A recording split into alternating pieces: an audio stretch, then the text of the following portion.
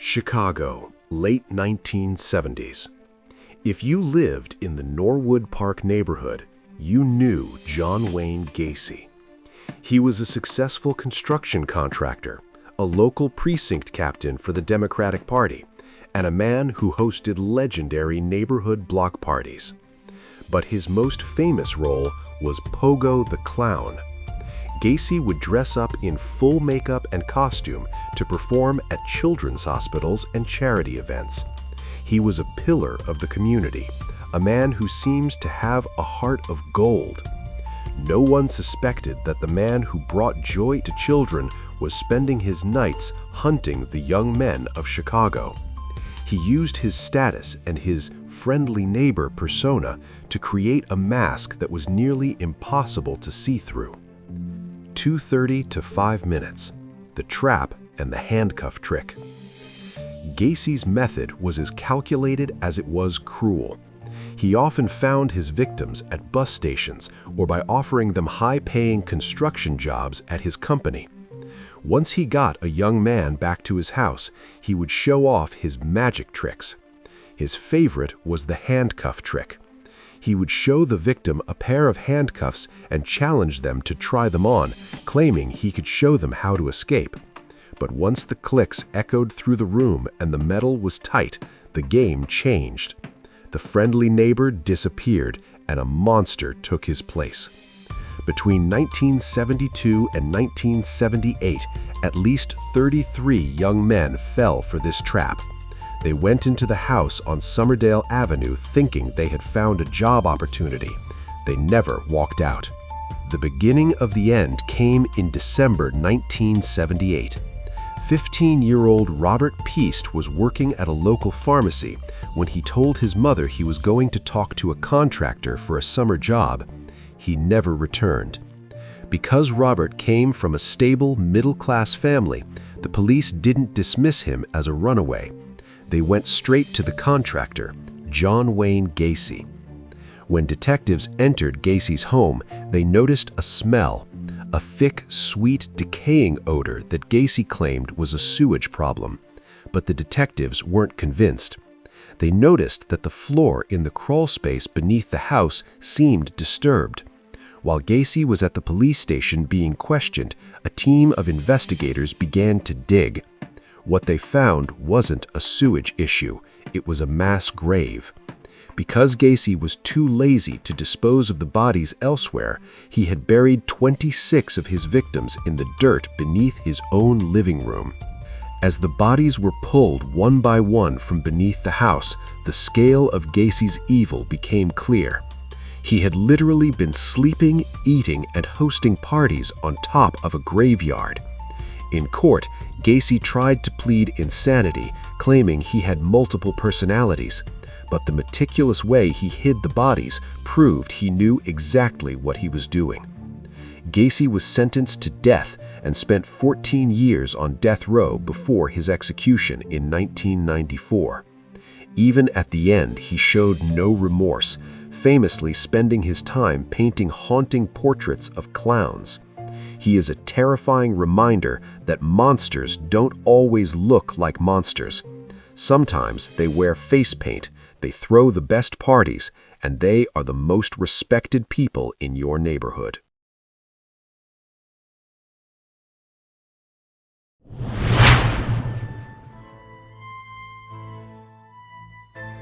The heart of Moscow lies Bitsevsky Park, a massive forest where families go to escape the city noise. But between 2001 and 2006, the park became a place of silence and shadows. People were vanishing. Not just tourists or strangers, but elderly men who had lived in the neighborhood for decades. The killer wasn't a ghost. He was a grocery store clerk named Alexander Pichushkin. Alexander was a man obsessed with a single goal. He kept a chessboard under his bed, and for every life he took, he would mark a square with a date and a number. His goal was to fill all 64 squares. To him, the park wasn't a forest, it was his board, and the people walking through it were merely pawns in a game only he was playing. Pichushkin's method was a masterpiece of manipulation. He didn't use a mask or a weapon to lure his victims. Instead, he used a bottle of vodka and a story about a dead dog. He would approach older men in the park, many of whom were lonely or struggling, and ask them to join him in the woods to drink a toast to his beloved pet who had allegedly passed away. Because he worked at the local store, many victims recognized him. They followed him deep into the trees, away from the main paths. Once they were isolated and intoxicated, Pichushkin would strike. He was a man of immense physical strength, often finishing his attacks with a heavy, blunt object. He believed that by taking these lives, he was saving them from a boring existence, but in reality, he was just feeding a dark tally that was growing closer to his goal of 64. For years, the Moscow police struggled to lint the disappearances. Because the victims were often marginalized or elderly, the cases didn't receive the immediate attention they deserved. This gave Pichushkin a sense of invincibility. He began to get bolder, moving from the elderly to younger men and even women he knew personally. He began to view himself as a god of the park. He would watch the police patrols from the bushes, laughing at their inability to find him. But his arrogance became his undoing. He invited a female co-worker, Marina Moskалeva, for a walk in the woods. Marina was suspicious of Alexander, but she agreed to go. However, she did something the other victims hadn't. She left a note for her son. She wrote down Alexander's name and exactly where they were going. When Marina didn't return, her son gave the note to the police. Pichushkin was arrested almost immediately. When investigators searched his apartment, they didn't just find a killer, they found a historian of horror. Under his bed was the chessboard. 61 squares were filled with dates. He had nearly reached his goal of 64. During his trial, Pichushkin was defiant. He didn't ask for mercy. He complained that the police hadn't given him credit for enough murders. He claimed he had killed far more than 60 he was officially charged with. He was sentenced to life in a special regime colony, Russia's harshest prison. He remains there today, a man who tried to turn human lives into a game, only to find himself trapped in a square he can never leave.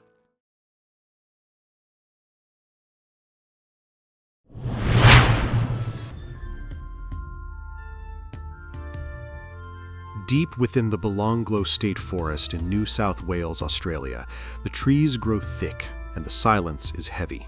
In 1992, two runners stumbled upon a site that would change the country forever, a shallow grave containing the remains of two British backpackers. The discovery sparked a wave of panic that traveled across the globe. Australia had always been seen as a paradise for young travelers, but now parents were calling their children, begging them to come home. As police began to comb the forest, they didn't just find one grave, they found a graveyard. 7 victims were eventually discovered, all of them young travelers who had been hitchhiking. The press called him the backpack killer, and the entire nation began to look at every passing driver with suspicion.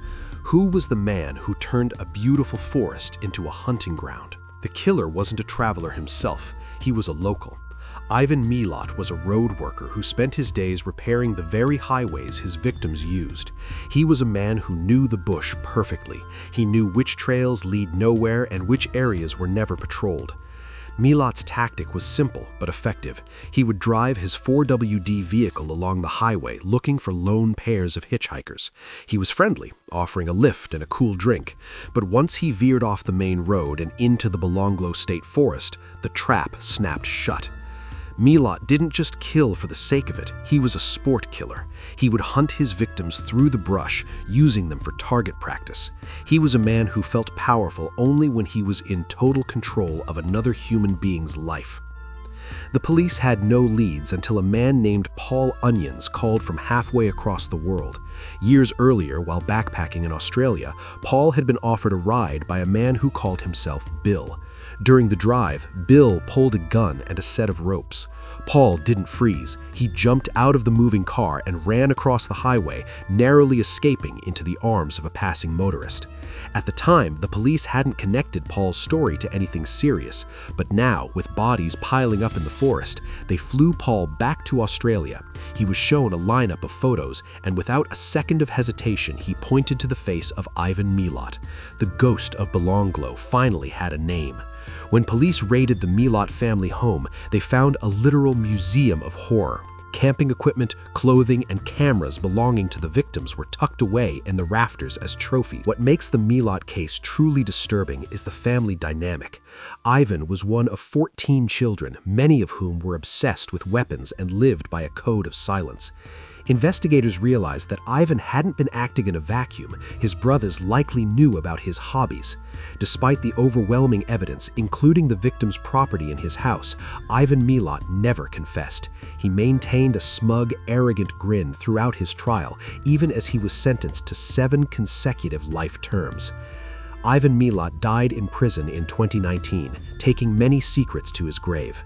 Authorities believe he may have been responsible for many more disappearances across the Australian outback. He remains the face of Australia's loss of innocence, a reminder that sometimes the most dangerous animal in the wilderness isn't the wildlife, but the man offering you a ride to your next destination.